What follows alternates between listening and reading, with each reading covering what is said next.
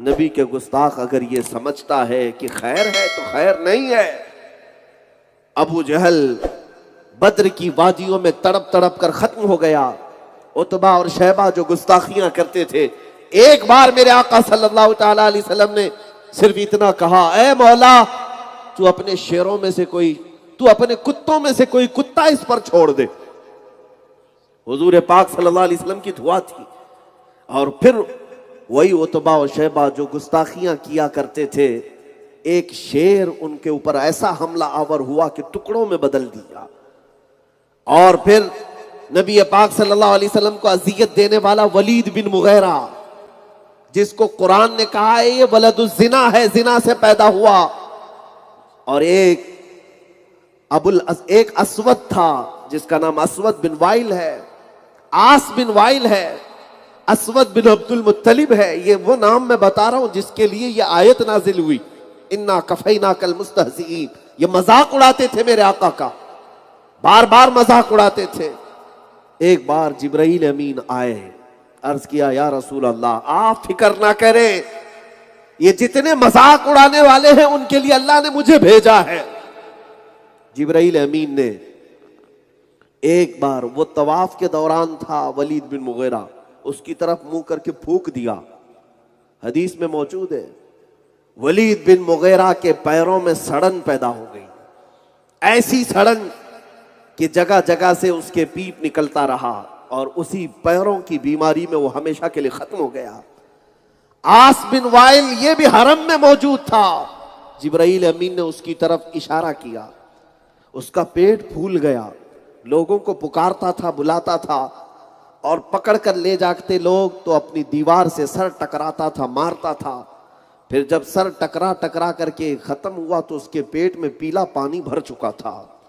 ایک دو نہیں، ایک لمبی فہرست ہے گستاخوں کی، جنہوں نے نبی پاک صلی اللہ تعالی علیہ وسلم کی شان میں ہرزہ سرائی کی ہے، استہزاء کیا ہے۔ مولا کریم ان سب کو عبرتناک سزا عطا کی ہے، اور اب بھی ہمیں دیکھنا باقی ہے، ہمیں دیکھنا باقی ہے۔ اور اگر بظاہر کوئی عذاب نہیں آتا تو اللہ کریم بہت سخت عذاب ان کے لیے معین فرمایا ہے۔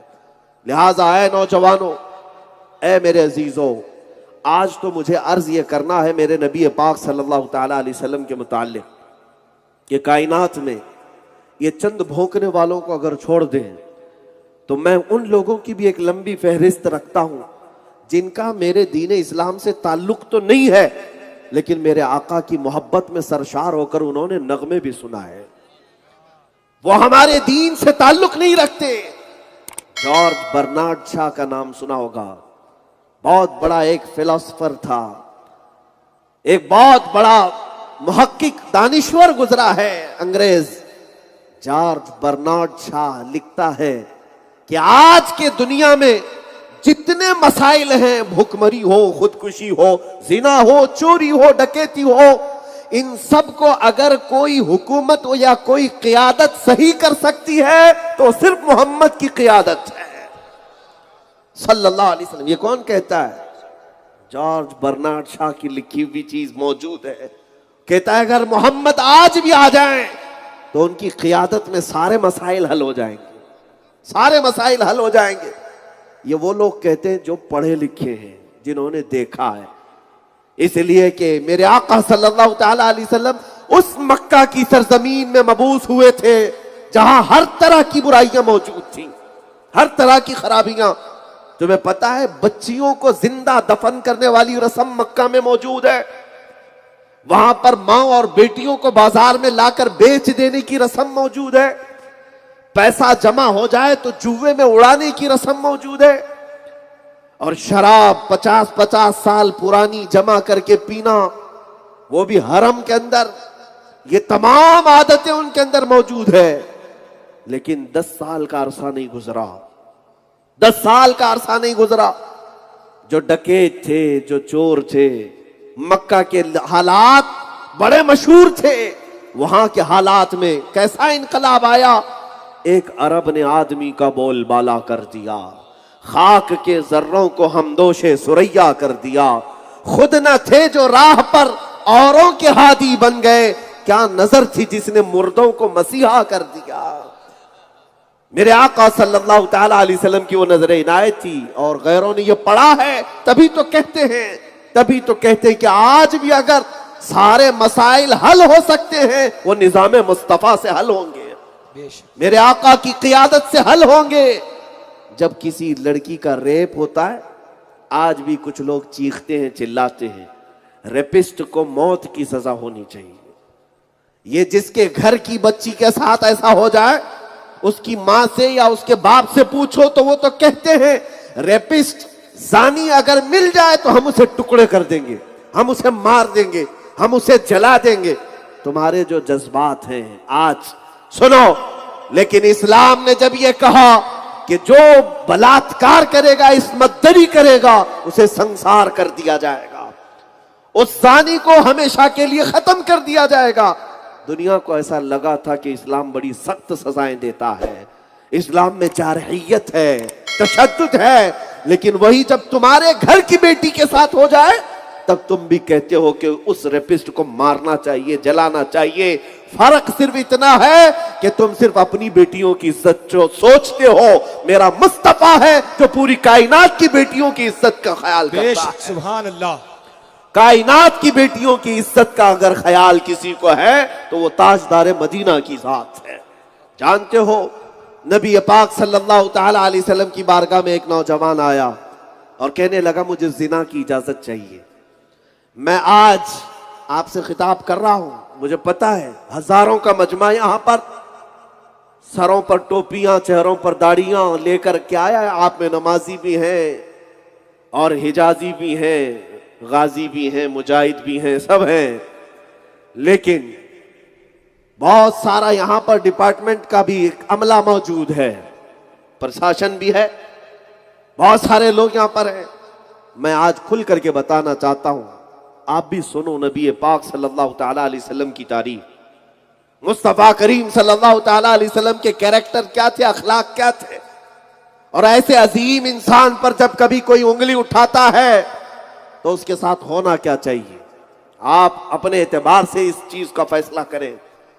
ایک نوجوان آیا اور کہا مجھے زنا کرنے کی اجازت دی جائے, کسی عورت کے ساتھ میں بلاತ್کار کروں. نبی پاک صلی اللہ علیہ وسلم صحابہ کے ساتھ بیٹھے ہیں, صحابہ غصے میں آ گئے, کہا یہ حضور کے پاس آ کر ایسی اجازت مانگتا ہے. مگر میرے نبی رحمت للعالمین صحابہ سے کہا بیٹھ جاؤ, اس کو آنے دو, تم اور ہم ہوں تو مار کر کے بھگا دیں کہ ایسے مجمع میں کیا پوچھنے آ گیا. لیکن وہ ایک بدو شخص, ایک دیہات کا رہنے والا, وہ جب نبی سے ایسا سوال کیا تو میرے آقا نے قریب بلایا, کہا زنا کرنے کی اجازت چاہتے ہو؟ کہا ہاں میری خواہش ہے. تب حضور نے فرمایا اچھا میرے چند سوالات کا جواب دے دو. کہا کہ کچھ لوگ تمہاری ماں سے زنا کرنا چاہتے ہیں, کیا تم اس بات کو پسند کرتے ہو؟ کہا یا رسول اللہ آپ کیسی بات کر رہے ہیں, کیا میں اپنی ماں سے زنا کی اجازت کسی کو دے دوں گا؟ حضور نے فرمایا اچھا تیری بہن کے ساتھ کرنا چاہتے ہیں, تو راضی ہے اس بات پر؟ اس نے کہا نہیں میں ہرگز اجازت نہیں دوں گا میری بہن کے ساتھ کوئی کچھ کر لے. کہا تیری پھوپھی کے ساتھ, تیری خالہ کے ساتھ, تیری بیٹی کے ساتھ, کسی تیرے خاندان کی عورت کے ساتھ کوئی دوسرا زنا کر لے, اس کی تو اجازت دے گا؟ اس نے کہا ہرگز نہیں, میرے خاندان کی ایک عورت کے ساتھ بھی میں برا دیکھ نہیں سکتا. تب میرے آقا صلی اللہ علیہ وسلم نے اس نوجوان کو سمجھایا جیسے تیری کیفیت ہے, جب تو اپنے گھر کی بے عزتی نہیں دیکھ سکتا تو جب تو کسی عورت سے زنا کا ارادہ کر رہا ہے یقیناً وہ بھی کسی کی بیٹی ہوگی یا ماں ہوگی یا بہن ہوگی, وہ بھی برداشت نہیں کر سکتا. یہ میرے آقا صلی اللہ تعالی علیہ وسلم کے اخلاق کریمانہ تھے. اگر زنا جیسی نحوست کو معاشرے سے ختم کیا ہے تو اپنے پیارے اخلاق سے ختم کیا ہے. طیبہ طاہرہ عائشہ صدیقہ رضی اللہ تعالیٰ عنہ میرے آقا کی رفیقہ حیات بلکہ وہ محبوبہ رسول تھیں. ان پر ایک الزام لگایا تھا منافقین نے, اس کا دفاع کیا میرا مولا اور آیت نازل فرمایا شان عائشہ میں. صدیقہ طاہرہ کی شان میں آیت نازل ہوئی. ہوا یہ تھا کہ ایک جنگ سے حضور واپس آ رہے تھے, جنگ غزوہ بنو مصطلق. وہاں سے واپسی میں حضرت عائشہ بھی اس سفر میں حضور کے ساتھ تھیں.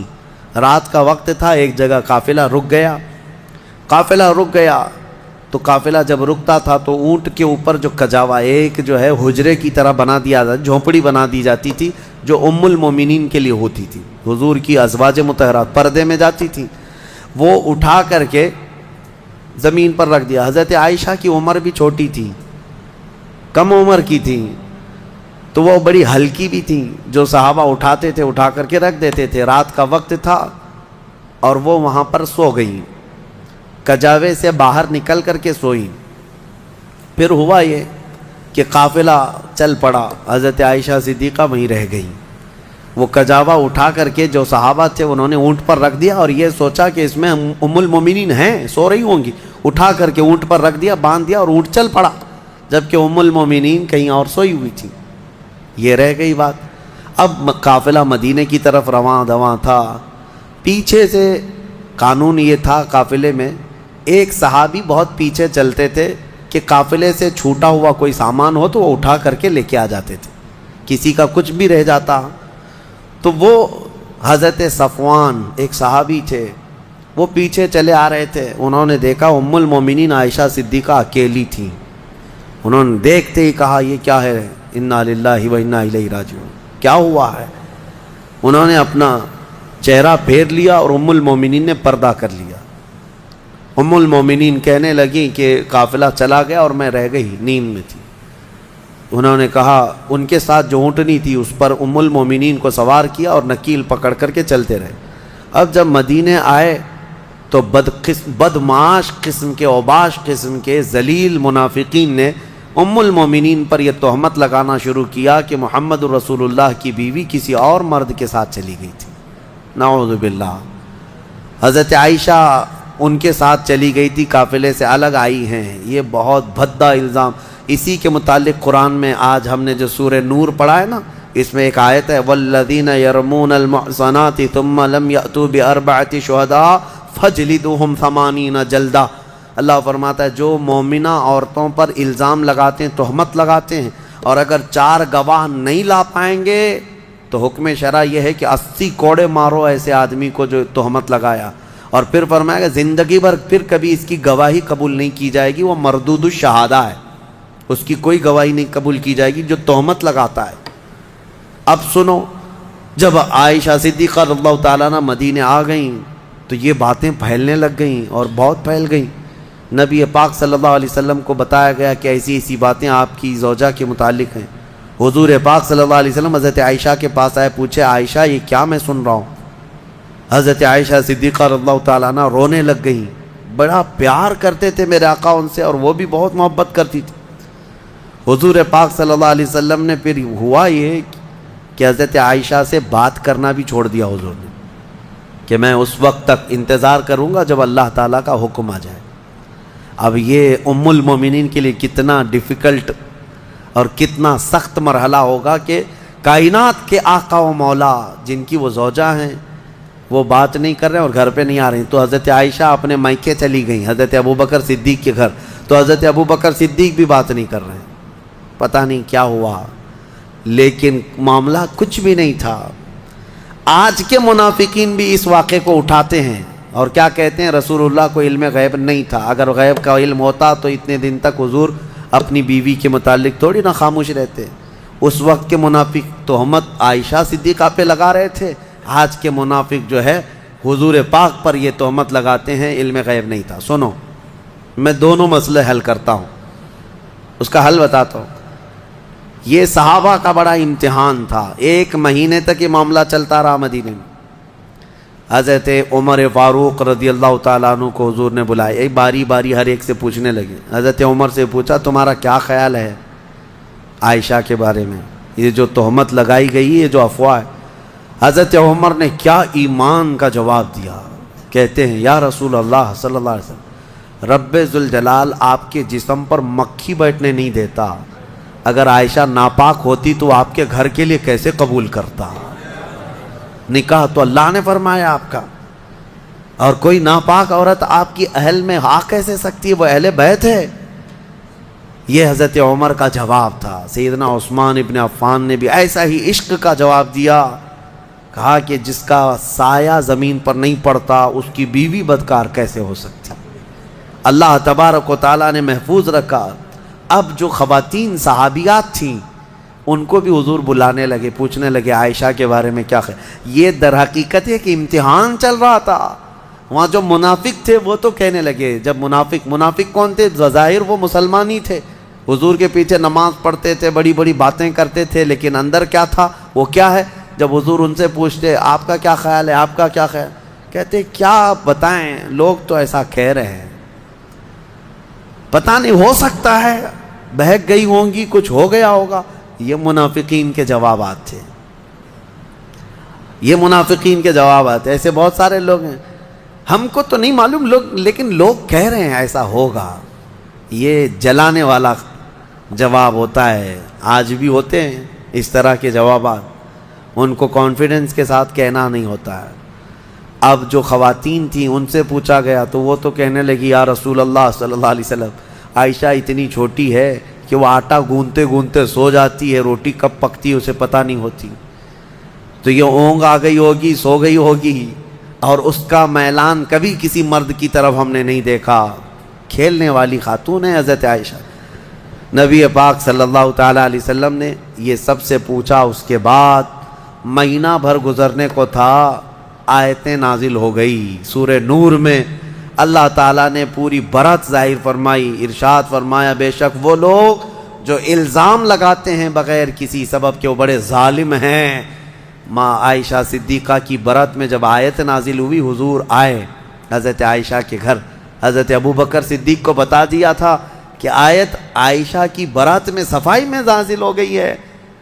تو پھر حضرت ابوبکر بھی دوڑے دوڑے عائشہ صدیقہ کو خبر دینے چلے گئے. اور جب حضرت عائشہ نے یہ خبر سن لی تو اس قدر اس دن خوشیوں سے پھولے نہ سما رہی تھی کہ نبی پاک صلی اللہ تعالیٰ علیہ وسلم جب گئے گھر تو وہ ان کی محبت کا معاملہ تھا. حضور ان سے بات کر رہے تھے تو حضرت عائشہ حضور کے سامنے نہیں آ رہی تھی. کہا نہیں, میں پہلے آپ سے نہیں بات کروں گی, میں پہلے اس مولا کا سجدہ ادا کروں گی جس نے میری برات کا اظہار فرمایا. حضور پاک صلی اللہ تعالیٰ علیہ وسلم نے یہ نہیں فرمایا, یہ محبت میں انہوں نے کیا تھا, یہ ان کے جذبات تھے. حضور پاک صلی اللہ علیہ وسلم مسکراتے اور فرماتے عائشہ میں تجھے پہچانتا ہوں جب تو خوشی میں ہوتی ہے اور جب تو غصے میں ہوتی ہے, دونوں چیزیں میں پہچان لیتا ہوں. حضرت عائشہ کا معاملہ تھا ایسے. تو وہ پوچھتی ہیں آپ کو کیسے پتہ چلتا ہے میں کب غصے میں ہوتی ہوں اور کب خوشی میں؟ تو حضور فرماتے ہیں جب تو خوشی میں ہوتی ہے تو قسم کھاتی ہے نا کسی بھی بات پر, تو کہتی ہیں وہ رب محمد, محمد کے رب کی قسم, ایسا ہی تھا. اور جب غصے میں ہوتی ہے تو کہتی ہے وہ رب ابراہیم, ابراہیم علیہ السلام کے رب کی قسم, ایسا ہی تھا. حضور فرماتے ہیں میں اچھی طرح سے جانتا ہوں کب تمہارا موڈ کیسا ہے. بہرحال ماں عائشہ صدیقہ رضی اللہ تعالیٰ عنہا کے یعنی طہارت پر اللہ تعالیٰ نے آیتیں نازل فرمائی. جو دوسرا مسئلہ ہے وہ میں عرض کیے دیتا ہوں. آج کے جو منافق ہیں یہ جو کہتے ہیں حضور کو اگر علم غیب تھا تو اپنی بیوی کی برات پہلے ہی کیوں نہیں بیان کر دی؟ اتنے دن تک مدینے میں کنفیوژن کے شکار سب لوگ بھی تھے, کیوں ایسا رہا؟ یہ کہتے ہیں حضور کو علم غیب نہیں تھا. ان ظالموں کو یہ پتہ نہیں جو رسول مکہ میں مدینے میں بیٹھ کر مکہ کے تمام لوگوں کے احوال کی خبر دے رہے ہوں. لیکن کچھ معاملات ہوتے ہیں, کچھ معاملات ہوتے ہیں. امتحانات یوں ہی نہیں لیے جاتے. اگر آپ کے پاس سوال پرچہ آ گیا ایگزام میں اور بنایا کس نے ہے؟ بنایا کس نے ہے؟ آپ کے ٹیچر نے, جو پڑھانے والا ٹیچر نے بنایا. لیکن ایگزام لے کر کے آپ لکھنے کے لیے بیٹھے ہیں, ٹیچر ہی اگر آپ کی وہ گارڈنگ کے لیے آئے یا پھر وہ دیکھ بھال کے لیے آئے, نگرانی کے لیے, آپ پوچھ لینا اس سے ایک سوال, سر اس کا جواب بتا دو. کیا وہ ایگزام ہال میں بتائے گا؟ کہے گا نہیں میں معلوم نہیں ہے. معلوم نہیں ہے مطلب اس کو معلوم ہے لیکن تیرا امتحان چل رہا ہے. امتحان کس کام کا ہے؟ بنایا ہے پرچہ اسی نے, امتحان وہی لے رہا ہے, لیکن وہ کچھ سوالات کے جوابات نہیں دیتا تو اس کا مطلب یہ نہیں ہے کہ اس کو علم نہیں ہے. علم ہے لیکن تیرا امتحان چل رہا ہے. آپ کو پتہ ہے ایسا معاملہ ابھی سورہ یوسف میں گزر چکا. حضرت یوسف علیہ السلام نے کیا کیا تھا؟ یوسف علیہ السلام کے جب بھائی آئے تھے غلہ لینے کے لیے، ان کے چھوٹے بھائی بنیامین، ان کے تھیلے میں انہوں نے کھٹوری ڈال دی تھی، پتہ ہے نا. اور اس کے بعد کیا کیا؟ اعلان کروا دیا شاہی خزانے کی کھٹوری چوری ہو گئی، ڈھونڈو کس کے اس میں ہے، ڈھونڈو. حضرت یوسف علیہ السلام نے اعلان کروا دیا تھا اور سب کے غلے ڈھونڈتے جائے. وہ 10 بھائیوں کی بھی تلاش کر رہے تھے. قرآن میں یہ بھی ہے فَبَدَأَ بِأَوْعِيَتِهِمْ، ان کے سب تھیلیوں کو ٹٹولا گیا. حضرت یوسف علیہ السلام خود ہی ٹٹول رہے تھے. کس کو؟ 10 بھائیوں کے تھیلوں کو ٹٹول کر کے دیکھ رہے تھے، اس میں ہے، اس میں ہے. اور ڈالا کس کے تھیلے میں تھا؟ چھوٹے بھائی کے تھیلے میں ڈالا تھا. یہ 10 کو کیوں ٹٹول رہے تھے؟ کیا یہ بھی تم الزام لگاؤ گے کہ یوسف علیہ السلام کو معلوم نہیں تھا کون سے تھیلے میں؟ معلوم سب تھا. وہاں ایک مصلحت تھی کہ اللہ نے حضرت یوسف کو ایسا کرنے کا حکم دیا تھا. قرآن میں اللہ فرمایا کذالک کدنا لیوسف، ہم نے یوسف کو اس طرح کی ہدایت دی تھی کہ وہ ایسا کریں. تو وہاں حضرت یوسف علیہ السلام کے بارے میں یہ مانتے ہو اللہ نے ان کو ایسا کرنے کا حکم دیا تھا. تو پھر یہ غزوہ بنی مستلق کے بعد والے واقعے میں، ام المومنین کے واقعے میں یہ کیوں نہیں تسلیم کرتے کہ میرے آقا کو 1 مہینے تک اللہ نے خود ہی یہ فرمایا تھا کہ محبوب آپ کے سارے آس پاس آنے والوں کا امتحان ہو جائے، جو ایمان والا ہو ان حالات میں بھی میرے مصطفیٰ کی بڑائی بیان کرے گا.